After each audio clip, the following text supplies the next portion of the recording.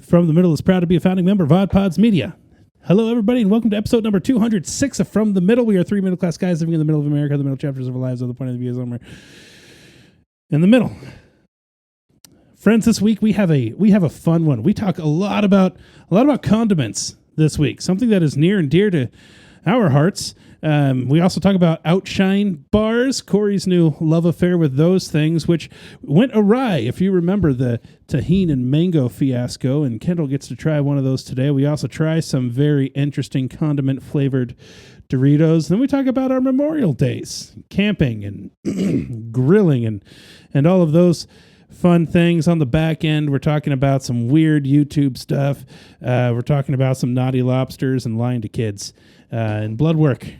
Enjoy. Yeah, enjoy it. It's going to be a good one. Oh, for the love. Sorry, just clearing my Mountain Dew hole. I got my phone hole cleaned today. That's where you keep it? You're so cerebral and you're so developed and evolved.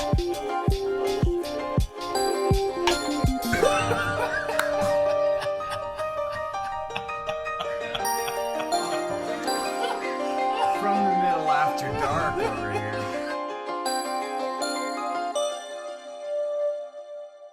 Oh, man.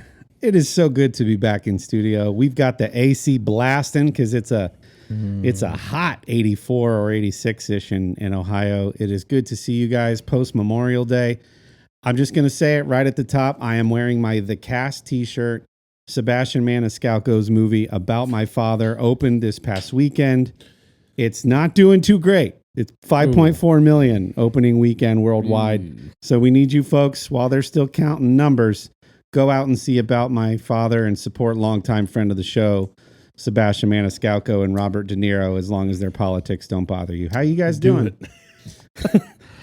Doing good. Yeah, we got some snacks and some things to share with one another. We do. We've been talking a lot about Outshine fruit bars. Well, let me start over. I've been talking a lot about Outshine fruit bars, and I told y'all that I had a flavor that I don't think was created for the Midwest palate, the Tajin mango flavor, which Kendall is opening as we speak. Kendall brought us some hot mustard Doritos, and Dillon just happened to bring tangy ketchup Doritos. Look at that. Did not know that the tangy ketchup existed. Didn't know the mustard existed until I saw it in the store. You just bit into Perfect. that fruit bar. I need to know your thoughts How's the outshine? immediately. You've already lasted longer than Dylan, Bree, and our mom did. For what reason? Just didn't like the flavor? It's gross. It's, to me, I don't like mango. I don't like tahini. Off to a good start.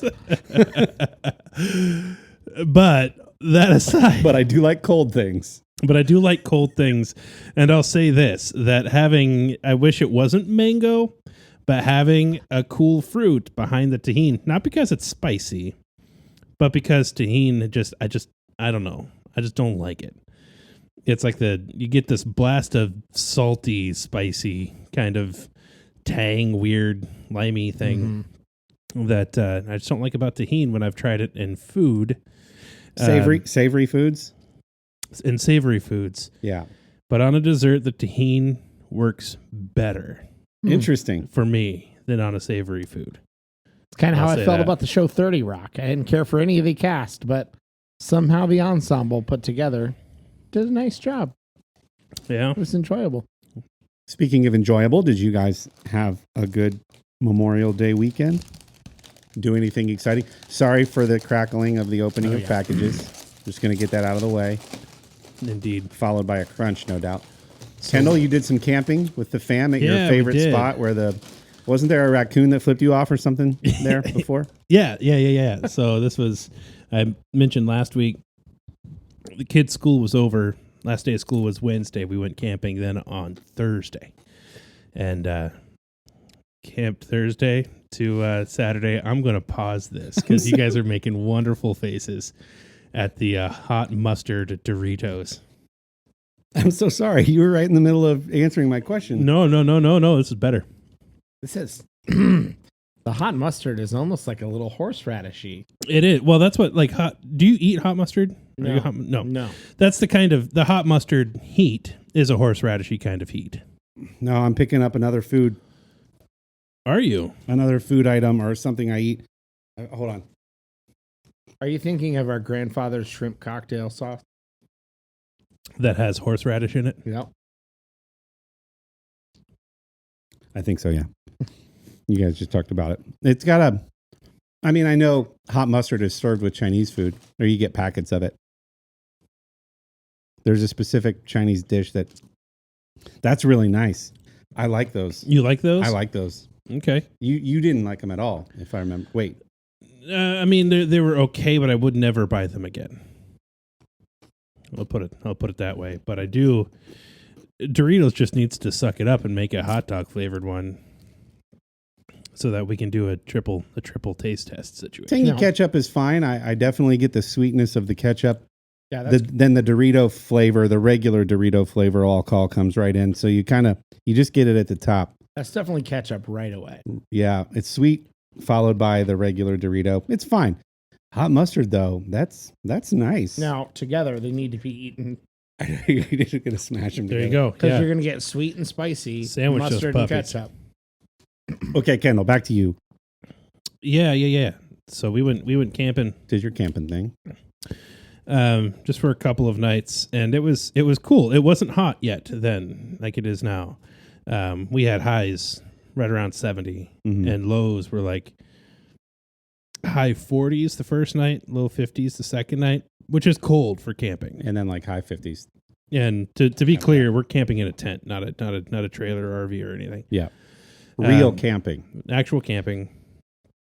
So it was cold, but my whole family all seemed to get along with the cold okay, and I was worried about that, so we were prepared. Like I told them, I'm like, this is going to sound crazy.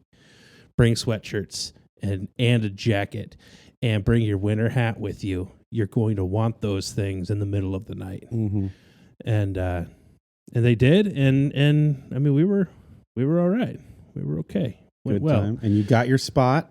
We got the same spot that we've favorite that spot. we've gotten so far, which is just a beautiful spot. We're right on the creek. I don't know how this place handles mosquitoes, but like the 3 times we've been to this place, even though we're tent camping right on a creek, we have not had mosquito problems there. Which is surprising because the water from the photos I've seen is not exactly rushing. No, it is moving, but just not very fast. Yeah. So usually that's a hotbed. I know. For mosquitoes. I would So expect it to be as well. good for them. For And yeah, I don't, spray, I guess. I assume they're spraying or doing something. Whatever they're doing. But no, it's a wonderful place. Lazy River Campground in Granville. Not Granville. Yeah, at Granville. Shout out. We'll tag them if they have a handle. Yeah, it's a wonderful place. I will say this. It was Memorial Day weekend. We got there on Thursday. Thursday night, we were the only tent campers in the tent camping area, which means it's quiet. And like I'm sitting there late at night. The rest of the family is in the tents in bed. And I'm just sitting out there. Like I like to have fun with my flashlight. My little pocket flashlight, because He like said flashlight. Regular flashlight with an A. And just like, because that at that when you're by a creek, there are critters that like will jump into the creek, and so I'll just sit there and like shine my flashlight across the creek to the other side and just like look for eyes looking back at me, which is just fun. I don't know why that's entertaining to me. It just is. And so there was, I don't know what they were, but there were a lot of animals over there that knew that I was there, and they were staring at me when I would put the flashlight near them.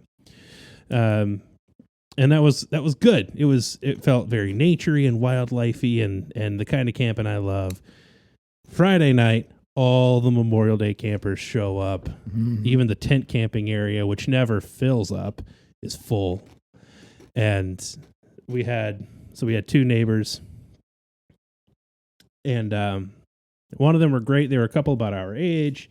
They had 2 girls that were about the age of our kids. They were wonderful. A huge group of multiple families on the other side of us. And when my family goes to bed, and I'm sitting out there now, and there is no wildlife around because there's too many people around.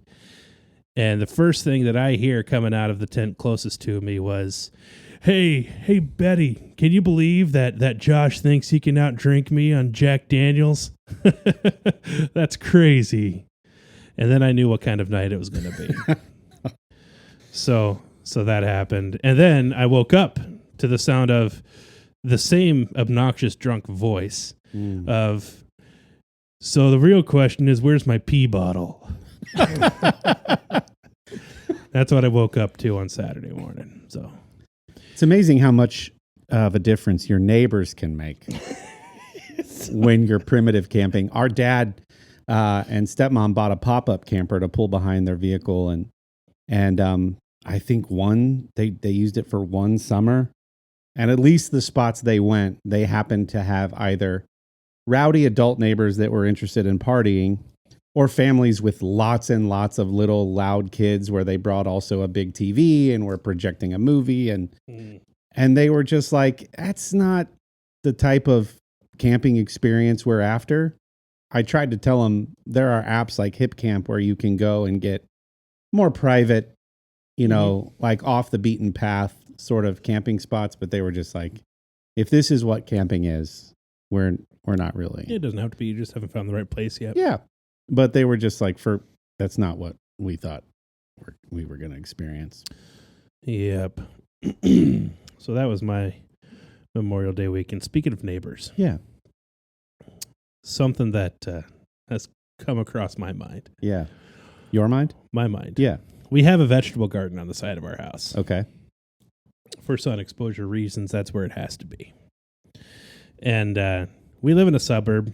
Most people take pretty good care of their landscaping and that kind of thing. Vegetable gardens are not made to look pretty.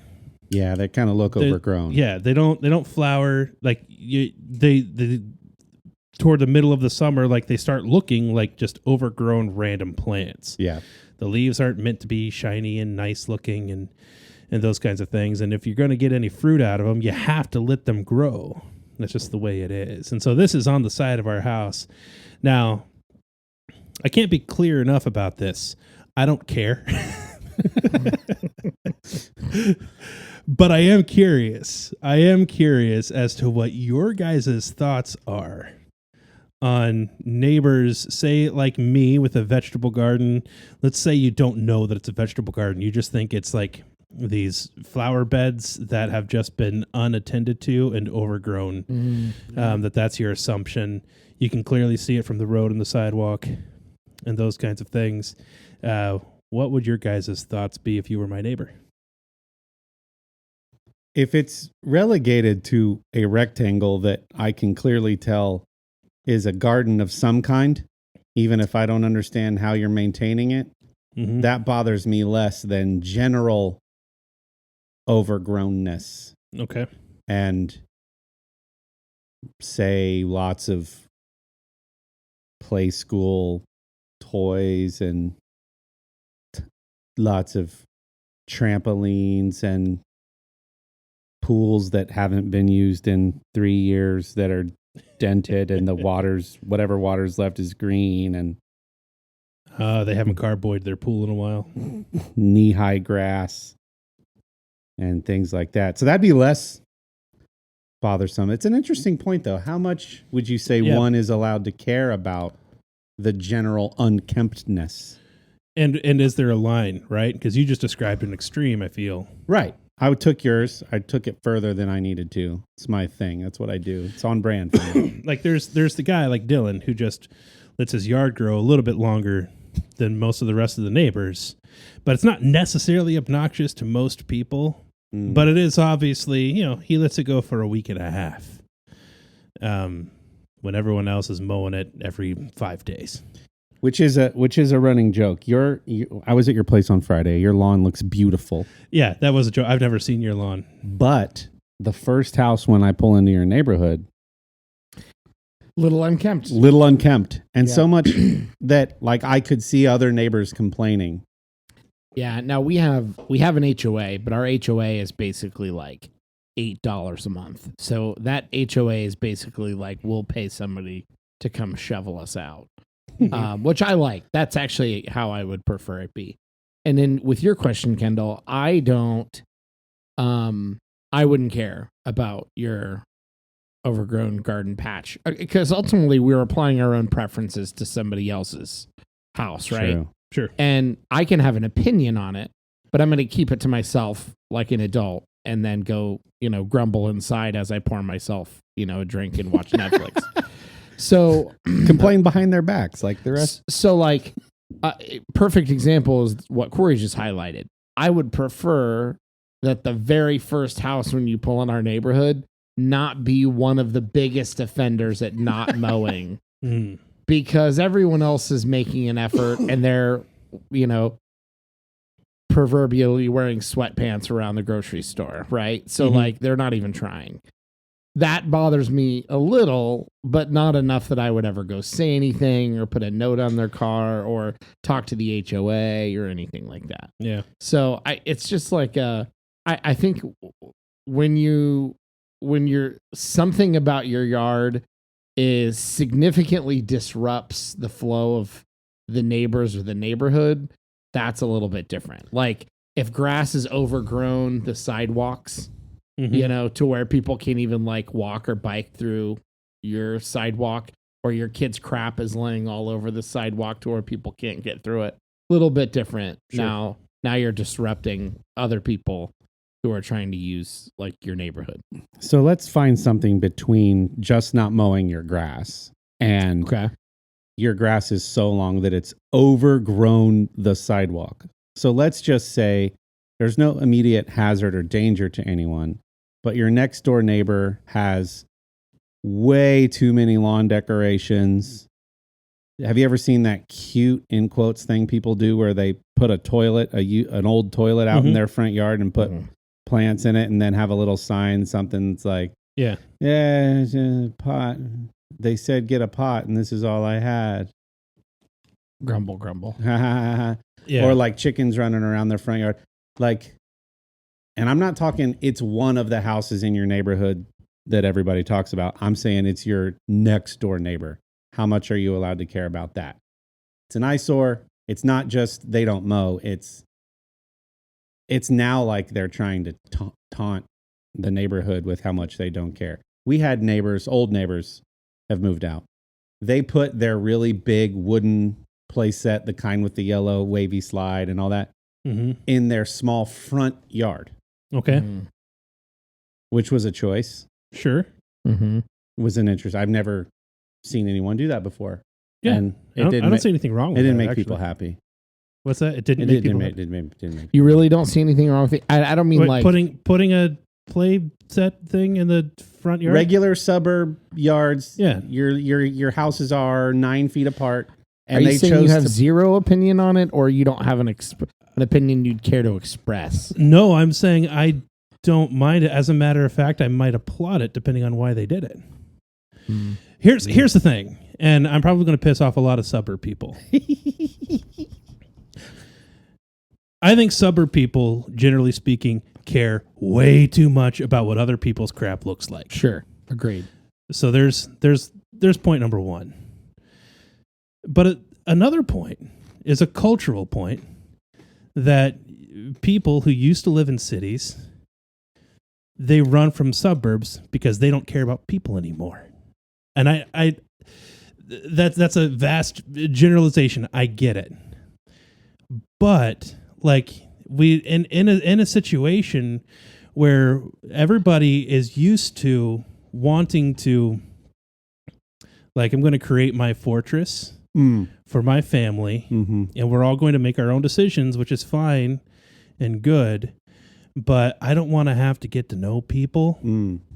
And I feel like the whole thing where we build up our backyards to being the fortress where our family hangs out so that nobody sees us, and then the front yards are just made to look pretty, and they're meant to look inviting, but we're not actually making any effort to be inviting, and we're not actually making any effort to hang out with people. I would like to see more play sets in front yards. I would like to see more fire pits and patios in front yards. I would like to see more kids' toys strewn about in the front yard because a family is like actively trying to create an atmosphere where they can get to know and care about their neighbors instead of trying to run away from people. But the problem is the nature of the people who ran away to a suburb doesn't lend itself to that. What if I like people a lot? I just want them to take care of their stuff and not leave it outside. But no, that's not what it is, though. That's not what it is. I want it to You're look- complaining about somebody putting a toilet, something that they think was funny, putting out and expressing themselves in that way, being artistic, possibly even in that way. Oh, you played the art card. No. And so what you're saying is, I just don't like it. Yeah. It's not that it's unkept. It's that it's a toilet in the front yard, and that's not my type of humor. Yeah. Oof. It's good. So I'm just saying. I love it. I'm just saying. Just say away. What about the people that mow their yard and then never go back and weed whack? So they have really thin strips of very tall grass Can I say around all the stuff. better yet? They do big sweeping turns around the objects in their yard. Yeah. So it's not even like Around the movable objects in their yard. I'm getting as close as I can with the mower deck, knowing that I may or may not come back with a weed whacker. I'm saying I'll give it like an 18-inch, 2-foot, 3-foot leeway, and I'm just gonna contour. All they have to do is like move the trampoline 15 Not even feet. move it. Just mow a little closer with the riding mower. They're like, nah, I'm just gonna contour the whole thing and let everything else grow Well, up. now so that's a difference. So I feel like we're talking about two different things We are. here. I just wanted to introduce something else yeah. I thought of. Yeah. I think that one bothers me the most. It's like your yard looks better overgrown than Like you kind of tried. because you know what? Yeah. Nobody ever does that like double crisscross mow over their whole yard and then leaves the overgrown grass around the edges. Typically that person that mows has already mowed too short. There's lumps of grass everywhere and the yard has the overgrown looks grass like it around needs the baled. edges. So it looks like it needs baled and trimmed and it barely looks like they've mowed. Yeah. That might be worse. They might be better off just leaving it as is, and let's just call it like a wild. We're just growing wildflowers, Yeah. and let your yard grow. I think I'd accept that more. I would. So we actually have a house in our yard a yard in our neighborhood. It's both are true. What's that? Both are true. Yeah. They are. You could put a house there. And somebody did. We live in it now. Where they purposely don't weed or anything. In the spring especially, they let their lawn grow a little bit more. They allow the dandelions to come out and bloom and everything. They have planted lavender and other things kind of throughout their yard, not in beds or anything. And then the beds that they do have in the spring again are designed to be a little bit overgrown and that kind of thing. And it would look terrible, except for the fact that they have like a nice quaint sign in their front yard talking about how like they're like a pro bee house, pro pollinator, and they're trying to do something good for pollinators or whatever. And they even have like fun little handmade markers in front of some of the plants in their yard explaining what they are and that kind of thing. That house without those signs would look horrible. Right. With those signs, Right. you're like, I kind of respect what they're doing here. Yeah. Which is interesting. Sorry about my suburb rant. It's great. It goes suburb people thing goes deeper than that. Like, No, I know, and we've hit on it before. I think I had a similar thought when I was out riding my motorcycle the other day, and here's what it was, because I really am, for me, my part, I'm talking about those extreme examples, and here's what I saw. There's a modern farmhouse look that's very popular right now. A lot of $500,000 houses are popping up in the country, made to look like modernized old farmhouses. And I saw one of those on maybe 5-6 acres. They had a nice long driveway back to it, the house, then a very nice pole barn, and then a very nice playset in the back left corner. And there were some nice vehicles in the lane, and it looked like a new build, very nice. Right next to it, with very old trees, and was like it was like they took a push mower and only mowed straight back to the front porch. Lots of vehicles, boats, wrecked vehicles with grass growing around them. There were actual chickens running around. Lots of lawn globes on pedestals and gnomes and all of it overgrown. But you could tell people were still living in there. And I'm guessing, no exaggeration, 12 to 15 busted up vehicles and backhoes and things like that. And I just thought to myself, if you're that person who just built and you don't have any natural property barriers or arborvitaes or something to sort of, that could really bother you. But you chose to build there. Yeah, you chose to build there. And so it's like, how much are you allowed to care? How much? That is my question. When it's that extreme and it's right next door, how much are you allowed to care? I'm not even talking neighborhood. This was the country. But again, they still chose to build there. And I guess they hope maybe one day all this will just get torn down or a family member gets it and like totally takes care of it or something. But it's like, man, if you saved all your money to get out to the country, like a lot of folks in the suburbs want to do, and then you end up next to get even further from people. That's the thing. Clampets. Everyone's allowed to care. And I mean, everyone, in my mind, if you wanted to go have a very polite conversation with your neighbor, you can't make them do anything. 100%. But I guess at most, if you wanted to politely go say something, sure you can, but you might as well be polite as possible because you can't make them do anything. Yeah. So at most, you're going over like, hey, I noticed you have a lot of vehicles around. Is this something that will be permanent for you guys? Or, is this going to be more of a short-term thing? We're neighbors. We were just kind of curious.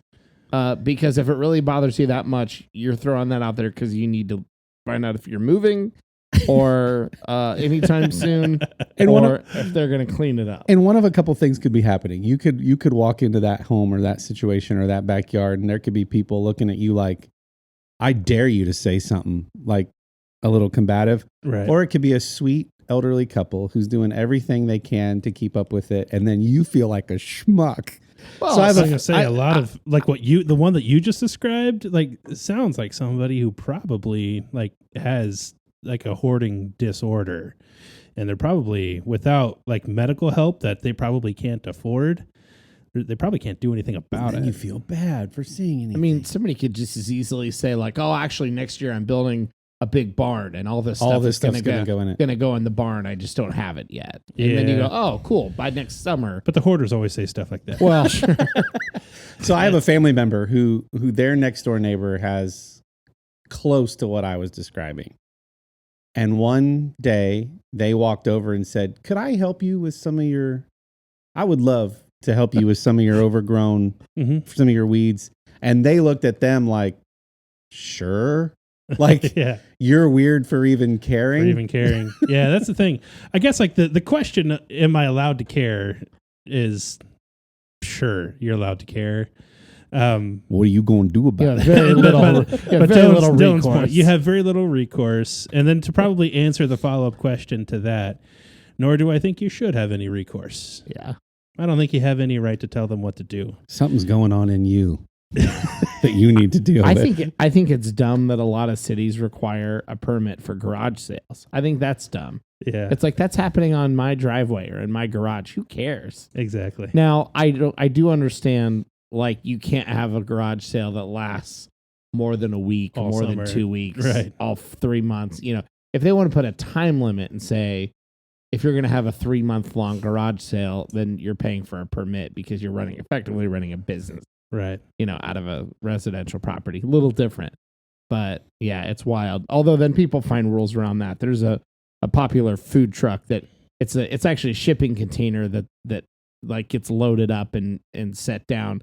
And the cities near us, you can't be in a place more than X amount of time without, as a food truck or as whatever. So they'll move for one full business day and then come right back to where they post up. And that's sort of their thing. Yeah. So about it. We're interested in your thoughts, listener. Yeah. Do you have any stories? Are you that neighbor? We would love to hear from you. How much are you allowed to care? First question. And have you ever done anything about it, or do you know anyone that has? We would love to get your thoughts. And then we're going to come back and we're going to talk about some other things. But first, let's hear from some friends in Odd Pods Media. Hey, this is Grab and Brisket Podcast. Join us every Monday where we talk about the latest trends in barbecue, interviews with world top pitmasters, celebrity cooks, Ooh, like Wee Man from Jackass. and musicians. Like Rich O'Toole? So check us out. We do beer reviews, barbecue fails. So many fires. Dude, a lot of people just burn their houses down for no reason. We also talk about cocaine hippos versus meth gators, Learn how to make some tailgate gravy. altercations with Texas Rangers. People throwing Reese's peanut butter cups. Yeah, so check out grabthebrisket.com for podcast info, viral social media posts, and so much more. Speaking of taking care of lawns and stuff, and I think we've talked about this guy's channel on YouTube before. I started watching SB Mowing videos again. Kendall, have we talked about SB Mowing? I don't know that I've seen him specifically, but I have seen mowing videos. It's a guy in mowing videos. Yeah, it's a guy in Kansas City, I think, area, and he has a regular landscaping business, lawn care business, but he regularly will find one of these yards that we're talking about, knock on the front door, and say, "Hey, do you mind if I just do this for free? I'll film it. I like to do these before and afters." And what he's saying without saying is, your lawn is one of the worst offenders. So, like, is there any way? It would be a great before shot. Yeah. Do you mind? And they're like usually dumbfounded that someone be willing to do this for free, and then they usually let him, and then he mows. And I watched hours of other people edging, mowing, and they'll title it things like, "I uncovered a sidewalk to his front step that he didn't even know existed," or "Look, you'll never believe what I uncovered in this backyard. The police had to show up." Right. And they usually put the biggest, most teasery things in the thumbnail. And that's when I realized, and I know this is a common thing. I know the joke is that there's no shortage of content, but I guess it never ceases to amaze me. You can find, not only is there a YouTube video about it, whatever you're into, there's a YouTube channel dedicated to it. Not only that, there's 3 to 5 YouTube channels dedicated to just that. Like major ones, and then a bunch of others who are trying. Right. It's like major beverage brands. There's Pepsi, Coke, and then a few others. There's so many lawn care, mowing, and it's like people watch for the visual ASMR of it. Like, oh, wow, it's just like relaxing and soothing to watch because it's time lapsed. Then I got there are these guys that are scuba divers, and they've just filmed themselves diving to just see what they find in weird lakes and quarries. And then that led me off onto magnet fishermen who throw big honking magnets into bodies of water and see what they pull up. Yeah. And then the diver thing, some do it for just fun. There's this other guy. He looks up, it's kind of sad, but cold cases of missing persons things. And he dives where they suspect that person was, last known whereabouts. And he'll find the vehicle or the person when the law enforcement have let the case go cold. And he's funded solely on the donations of people who have lost someone and have a missing person in their family. And he's got a whole channel. It's called Adventures with Purpose or something. He's trying to give families closure.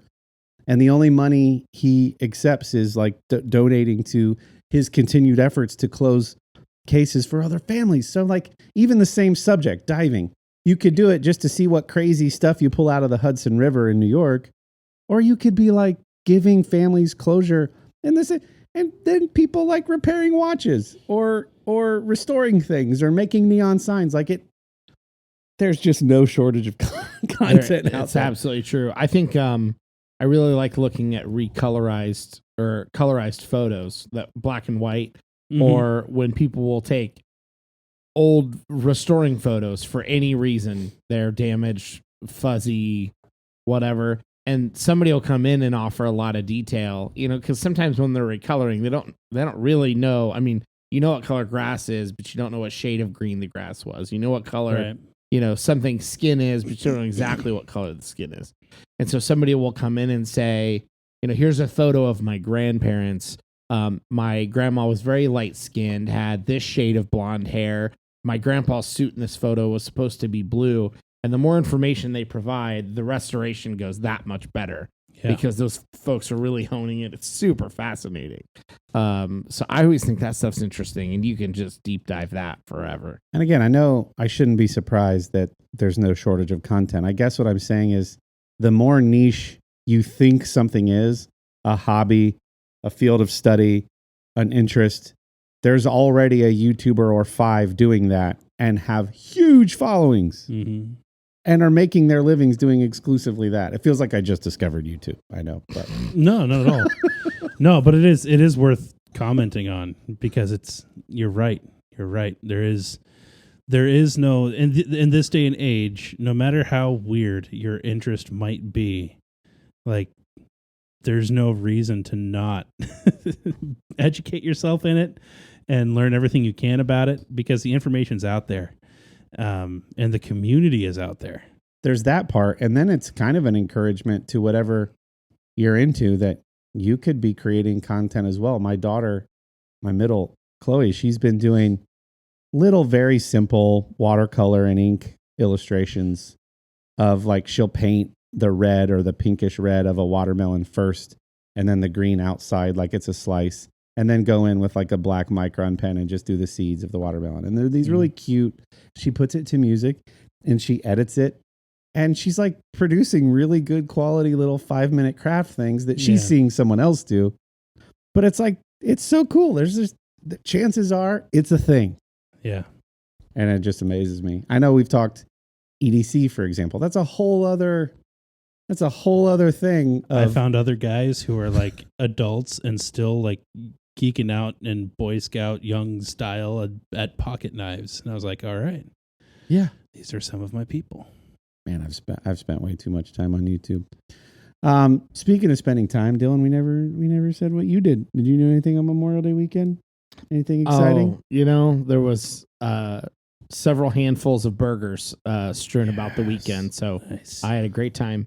And also speaking of food, I stopped to Taco Bell on the way here, and a bit unnatural, but I have to say, I got my normal bean burritos, and here's what I think happened.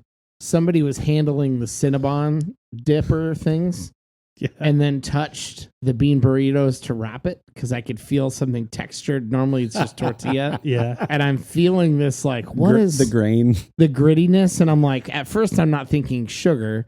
So I'm like, what is on this burrito? And then I'm sort of like trying to hold the burrito and then I bite it and I get this little bit of sweetness on the outside.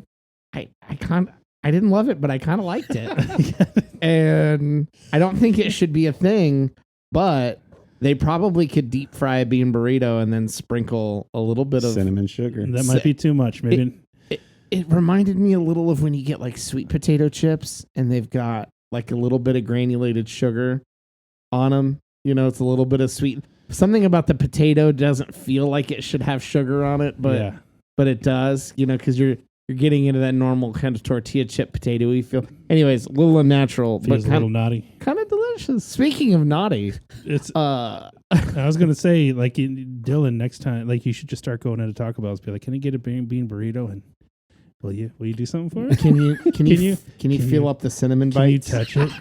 Can you touch it with the dirty cinnamon? Just tongs? roll some of those cinnamon balls in your hand, and then just. Who do you got working the twists? Yeah, I'm gonna need them to just fondle my regular burrito, please. Can you have? If you drop my bean burrito into the cinnamon twist, I won't be mad. I won't be I mad. want you to gently massage the bean burrito like Wagyu beef.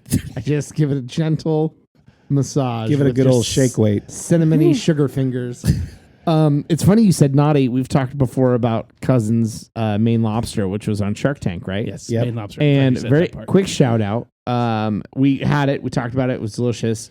Naughty Lobster came into town not long ago I've near not heard us. of this one. A very similar concept, but more food options, very similar pricing.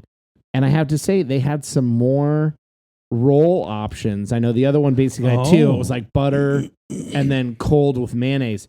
I had a Cajun or Creole one or something that had blue crab meat also on it. Okay. And sriracha on it.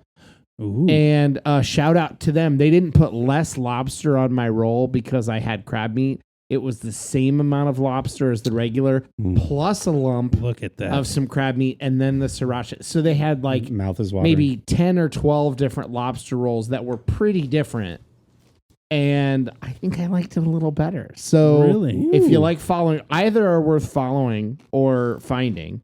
But if you happen to look up, if you're, I don't know how far they go, but at least Greater Columbus, Ohio, look up Naughty Lobster and see if they're going to be near you. It's very good. I really like that Cajun one.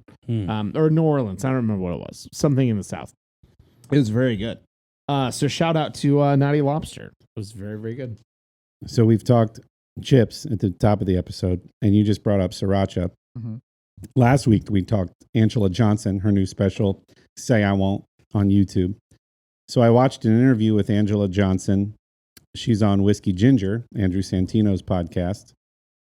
They were talking about the movie coming out, Flamin Hot. Have you guys heard about this? Mm-hmm. Mm-hmm. Mm-hmm. It is the real life story of the janitor who worked at Frito-Lay that came up with the idea of Flamin Hot Cheetos and changed the chip industry. Wow. Because he was a Hispanic guy, and he thought that more of his culture needed to be infused in chips. And so he came up with the recipe for Flamin Hot, then like revolutionized the industry. That's one of those movies that's just, it's that rags to riches janitor to like success story that you just want to watch. I'm going to check it out. I don't eat a lot of Flamin Hot Cheetos, but after watching the story of I like the story behind how things came to be. The Jordan movie, Air, about the shoe. This feels like that. Like the Air Jordan of the chip industry, the Flamin Hot Cheeto. I was going to say, you just mentioned Air. And so I don't know if this one is going to be, I got the sense that this is going to be more of a comedy, like a silly but serious at times biopic, kind of like the Weird Al Yankovic story biopic that just came out. Maybe not that absurd, but a little more on the funny side than, but still true, to how it went down. Yeah, yeah. Unlike Air, which is a drama, right? That seemed, when I saw the trailer or heard them talking about it rather, and then watched the trailer, it seemed like the exact type of thing that we would talk about. So. Yeah, it's perfect. We will. We'll make sure to cover that. Just don't go see it this week. Make sure you go see. Sebastian needs our help, guys. Yeah. Make sure you go see About My Father. We don't want to discourage one of our favorite content creators. Mm-hmm. Mm-hmm. Mm-hmm. I've been trying to get Pete on the show. I don't know if it's going to happen. He's ignoring my emails. I'm sorry. Yeah, his management rather. Well. I was just sure they haven't mentioned it to him yet. They're going to wait, and then eventually he's going to go, what interview am I getting on? I'm getting these people too late. You know what? We're going to get him on April Fool's Day next year. Oh my gosh. And he's going to be like, why am I here? Yeah. And be like, oh, Lucy.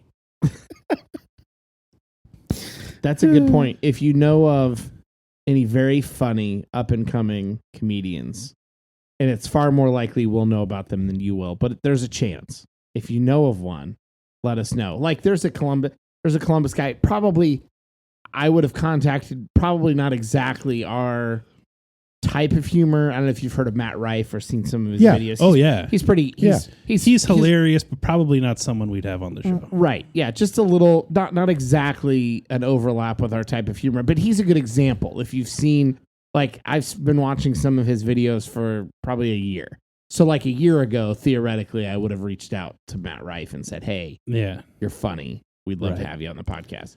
So people like that, if you're watching their reels and you're watching their content, and you think they're funny. Now don't be like, hey, do you guys know this Nate Bargatze guy? Like yes, we've heard of. Yeah.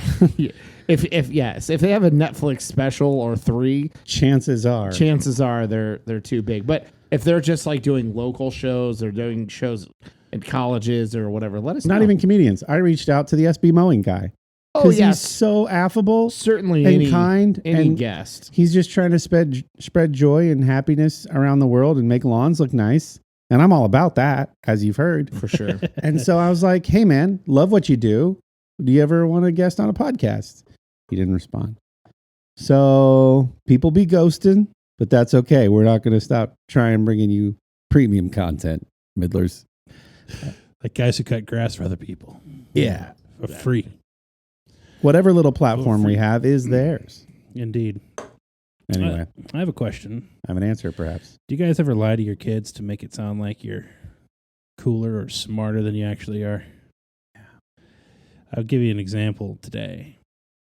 We were driving downtown, just me and the kids, heading to Huntington Park to exchange ticket vouchers for tickets.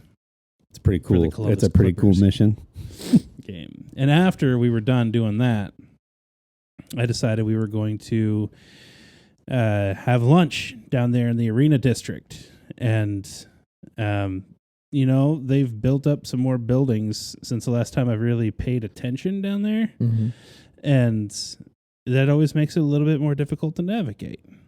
And so we couldn't stay parked where we were when we went to Huntington because that was like 30-minute visitor parking. So I had to go to a parking garage. But first, I made a couple of wrong turns as to where I thought I was heading. And next thing you know, I'm like way far away, don't know how to get back. If anybody's familiar with the Arena District, it's very easy to get lost around there. There's a lot of curvies, and there's a body of water and a train track that gets in your way, and old streets and new streets and one-ways and things. It's easy to get lost down there because it's not like grid block patterning down there. And my kids are like, what are we doing? And instead of saying, we're lost, I say, I just thought we'd drive around for a while. Yeah. Is that okay? Well, it's like what I was saying about the law, and it's okay. Well, I thought I'd drive around for a while. It's kind of also true. No, it was obviously me not wanting to admit to my kids that I got us lost. Yeah. So I'm not going to play the game of it's technically true. It was technically deceitful. Then no, it's not okay. You should feel bad, and you need to apologize to your children. I'll come clean tonight when I get home. I'll wake them up. Guys, Daddy needs to say something. Hey, remember when I It's said... also not an apology if they're going to fall back asleep and forget it. So, No, don't try that Darn one. it, Dillon. No, I think that's normal, right? I mean, that's a common joke with husbands and wives. Our egos or whatever. But with your kids, there's this you want to be the cool guy with the answers and the one that's going to fix it and figure it out. And even if you're in the middle of I'm not sure how to fix this situation, but I'm going to. Yeah, it's like, you might not, Dad. Mm-hmm. You might not fix it, but you're going to try. Yeah. So maybe... I guess the reason why I've been thinking about it, I legitimately have been thinking about this. I haven't been killing myself over it or anything That's good. that. But because recently I've been harping on one of the boys because he makes it a habit to state things as fact when he clearly doesn't know what he's talking about. And I've been really getting on him for that. Do you have an example? I mean, it'll be about anything. We were talking about baseball today. And unfortunately, he knows very little about the rules of baseball, which I've decided we're going to remedy by playing wiffle ball on a regular basis this summer. But he's like, I don't know much about baseball, but I do know that they call that you get runs, and they also call them goals. Things like that. So sometimes it's as simple as that. Mm-hmm. But because he does it sometimes with other things, we were looking for something earlier, and he said that I had it at a particular place, and I already knew that I didn't. So I'm like, dude, you can't, this is lying. Don't pretend like you know something that you don't know. And so it's become a character building thing because there are times when it's more than just a little annoying. There are times when it matters. yeah. I have something close to that. Maybe it's not close to that. You guys tell me. Sometimes my girls say they remember a life event that I know they're actually talking about a photo that they've seen of themselves in a family photo album. Or we do the thing where Apple TV will play through our photo album. And it's like a memory that they were 18 months old. And they'll be like, I remember that time when we went to you guys took me to the zoo and that penguin got too close to me and stole my chip or whatever.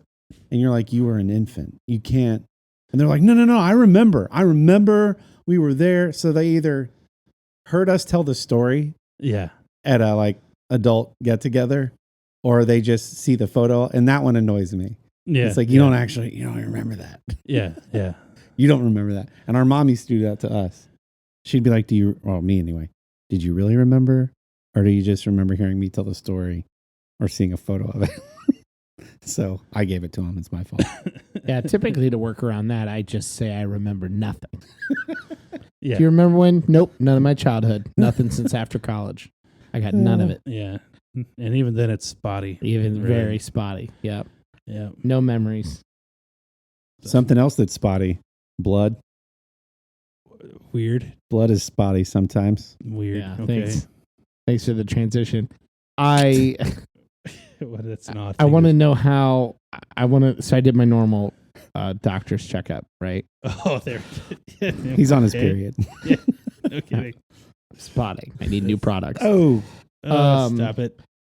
Tangy ketchup Doritos. You literally brought up blood as a transition with no segue. Anyways, I want to know how you handle this. So how many times I go to the doctor, recommends blood work. My insurance won't let me go at my doctor's office, so I have to go to the nearby hospital. Go in, check in, whatever, waiting. Finally, they go in. I see the person who takes me back to the clinical room or whatever. Okay. I'm trying not to instantly stereotype that this person who looks like they can't be older than 22 is not going to do a good job. Okay. So I'm trying not to stereotype based on my perception of their age. Was that the only thing? No. Okay, what else? So there's more. So I also really don't like needles.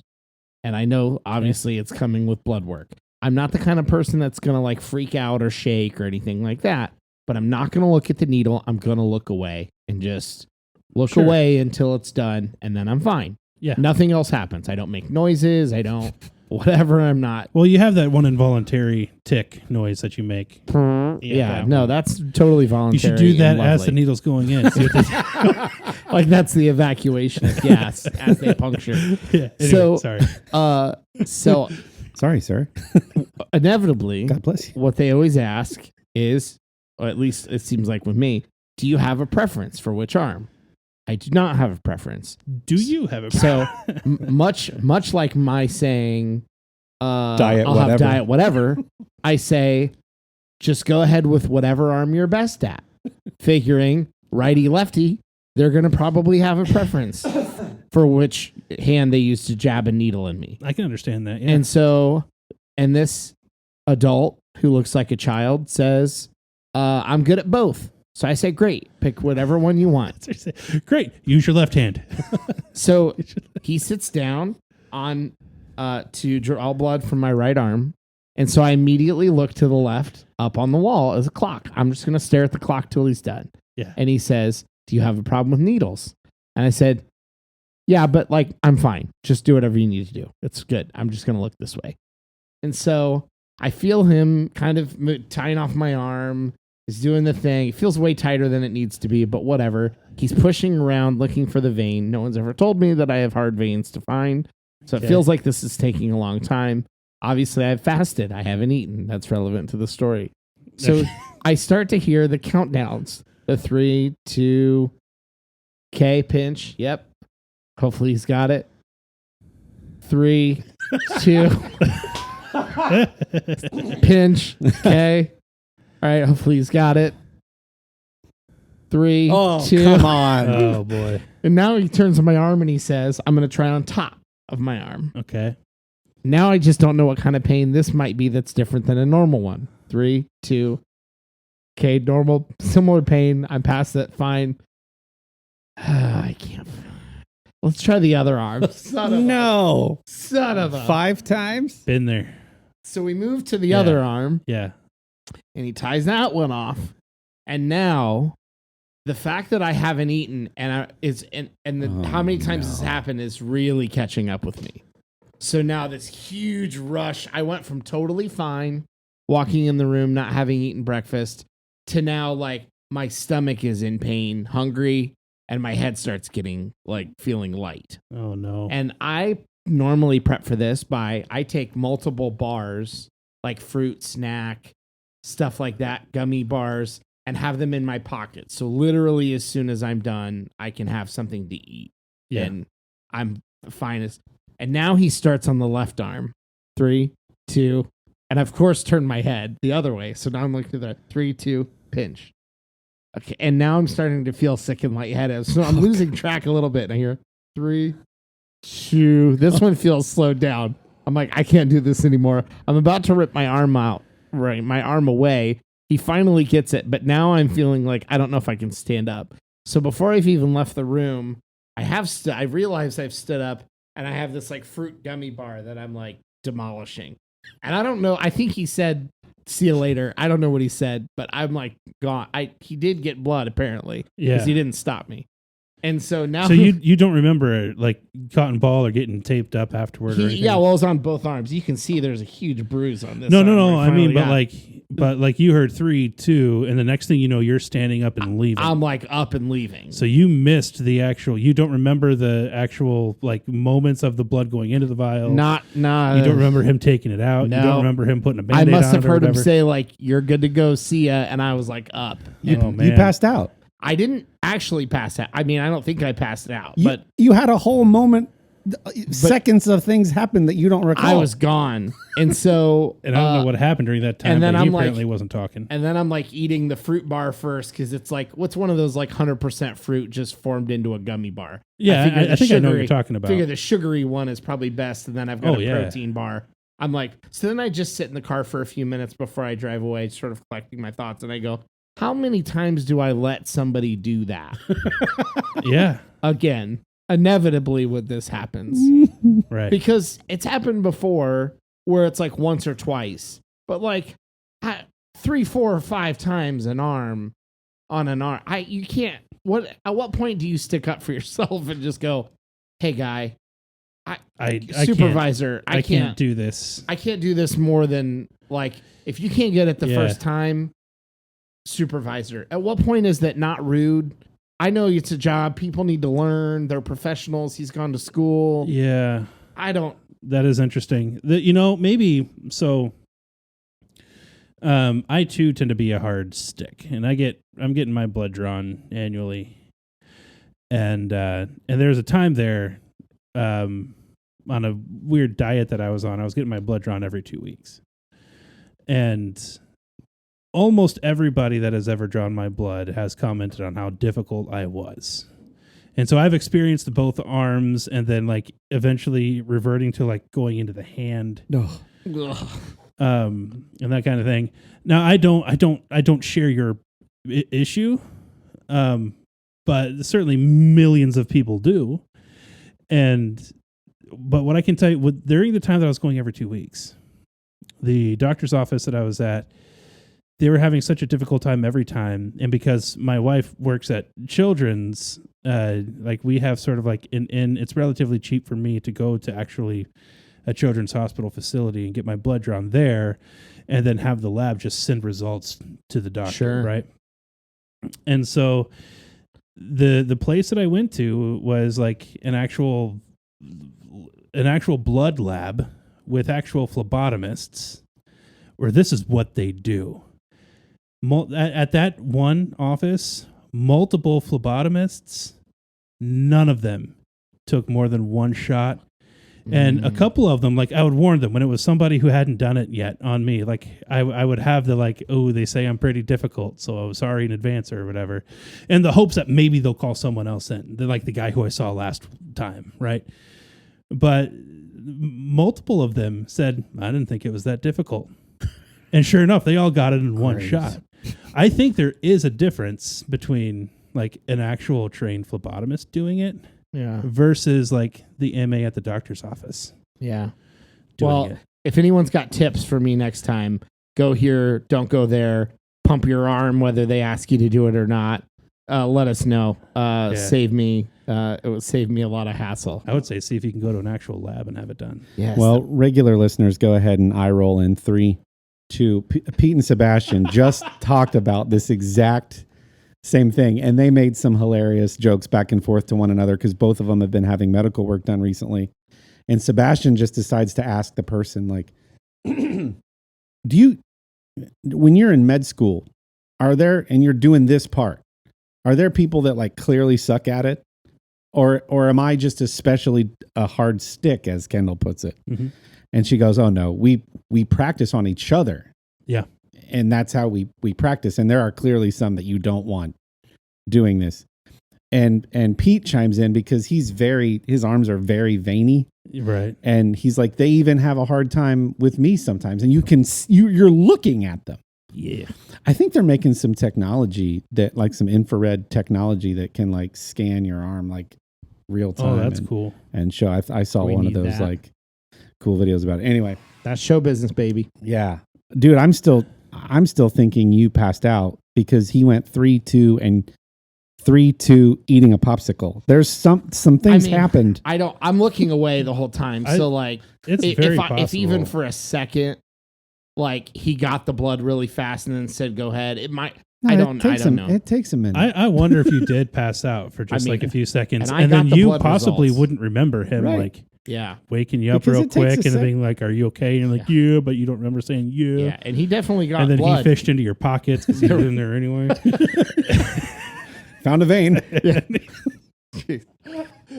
and got your snack out for you. All right. If we talk about this anymore, I'm going to pass out on the drive home. I know that feeling though when your hearing starts to go and your peripheral vision starts to I close. started to get warm. As soon as that hunger hit my belly, I was gone. Like, because then I started heating up, and I was very aware of how many times I've been pricked with the needle, and not good. You're like, Anyways. man, you don't understand. I'm a Blackstone guy now. That means I don't skip breakfast. Yeah. Oh my gosh, it's brutal. Hey, you killed it by the way Friday night with those burgers. What were they? The special burgers. They weren't even special. No. Yeah. Those were regular. The prime. You what? thought they were prime rib. They weren't. I thought you said that. They were a better beef, but they weren't like prime rib. 80-20. I did prime rib the first time I used the okay. grill, and those were killer. Nice 80-20. But I did the deluxe deli American cheese again though, and did 2 slices on all the patties. Oh, that's a lot of goo. It's a lot of Yeah. good. You are figuring out that Blackstone. So Thank you. for It that. was very good. I'm excited to cook some more. All right, guys. Well, I got a heart out, but this has been fun catching up. Thank you to all of our listeners. I just feel like you need to engage with us on our Facebook group, From the Middle for the Middlers. We give you extra stuff there. It's like our version of a paywall or Patreon. It's just free, and you get to see what we're up to, and we post pictures of our personal lives and funny links and trailers to things that we're excited about coming out and all that. So join us in the conversation there. Thank you to our sponsor, Artius Man, that makes amazing men's grooming products with all natural ingredients, and they are right here in Central Ohio. We really appreciate your partnership. Go to artiusman.com. That's ARTIUSMAN.com. Fill your cart with amazing men's grooming products. They have soy blend woodwick candles and some swag you can get. It's really, really good stuff. I use the beard oil, the beard balm, the beard butter. I've got their wooden comb. Mine just snapped in half. Not their fault. It was mine. I was being too aggressive while combing. I need to get another one. But I'm going to go to artiusman.com, fill my cart with one, and then use promo code THEMIDDLE at checkout to get 25% off of my total order. I recommend you do the same. Let us know if you care about your neighbor's unkempt lawn and what your summer plans are. And we will see you next week on From the Middle. Toodles.